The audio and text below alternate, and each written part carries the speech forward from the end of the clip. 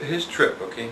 His trip is to muster support in any way he can, and he doesn't think it's going to come from the economy, and he doesn't think it's going to come from politics. All right? So the only other avenue we have is, is the people, their essence.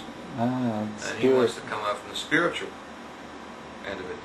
And he's tried to approach the churches, Christian churches, Islamic churches, study the Quran, and they don't want any part of that. They don't really want any part of that because, whether they think there's some ancient, African religion or something like that, but it's really, I guess they do.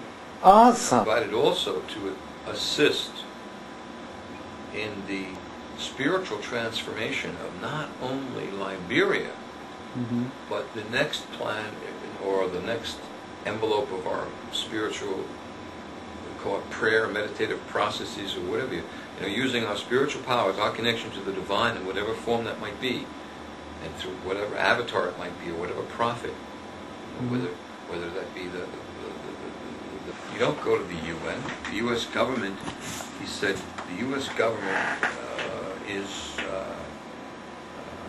on the one hand, on one side of their mouth, right, telling everyone nice things about Liberia, right, and on the other side they're giving using them, the CIA. Giving them just enough money, not so much, but just enough, not billions, but just enough, okay? Right. But also has an embargo. Other countries, including the United States, have an embargo now on them because it used to be, it's like a free thing from America originally, so it's its own country. Right. And America's not trying to get it back like in Chechnya or anything like that. No, not at all. But at the same time, they are. But they're not trying to get it legally. They're trying to basically take it over. The CIA is in there smashing them. The CIA is providing the arms to the rebels. Right. And if the rebels get a little strong, then they give a little more arms to the government. Right. To keep the chaos and kill everyone off with famine and disease.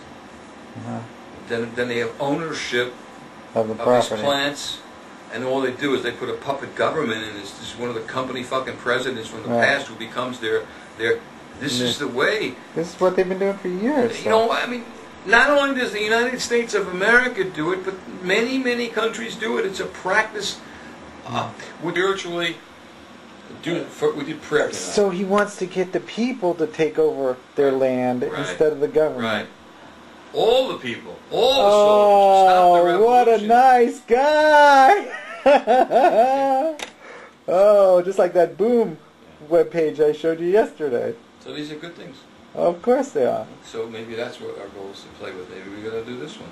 The whole thing is how to overcome hate, how to overcome the bad guy, how to overcome the devil, how to overcome evil, fear, pain, is by simply letting go. And when we let go, we get to a state which we call love or unconditional love. When we are in this state of love, we are totally alive. And when we are totally alive, then this word live exists. So specifically, though, he asked us then to do something spiritual. He's seeking people who have a relationship to the divine, because he feels in his heart, and he's a bishop, and he says he has something like 8,000 churches all over Africa as part of his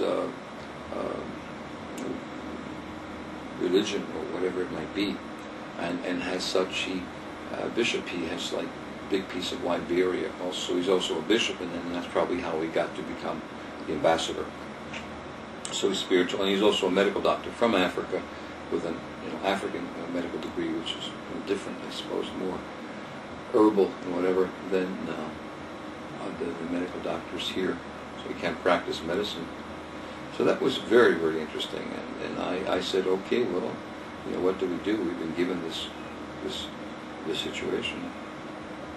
And why not? Why not now? I mean, I never had a big cause for Africa. I guess I just sat back and didn't think much about it. But then he said that the natural resources in this country, for instance, as diamonds, he says, would exceed, if properly, the right kind of mines were located and doing all that work, he says, would exceed what Debears has left in South Africa. So the De Beers evidently are funding this war. And yes, it has political overtones, but it's been going on for over 10 years, over a decade. Millions of people have died. Millions, not just 3,000 in Twin Towers, or even 100,000 that America is said to have killed in Iraq. We're talking millions of people here. Last time we saw such millions was like the Jews, and we turned our back on them. Shall we do it again? I mean, hey, it's your call, not mine. Check it out. Maybe it's a scam. Maybe this is all nonsense. Maybe there is no such thing happening. But let's at least give ourselves the opportunity with the internet and the availability of the resources that we have today to examine it, to ask the question. Not to be in fear. There's enough fear in this America. There's enough fear in the world. Stop with the fear. Let's have a good time. Right? Make it fun. Make it like your project. Let's check out Swami Virado's stuff. All right, here it is. I gave it to you. So the name, you have the website to start with. You can look up or contact the ambassador, George, who was living in St. Petersburg in Florida.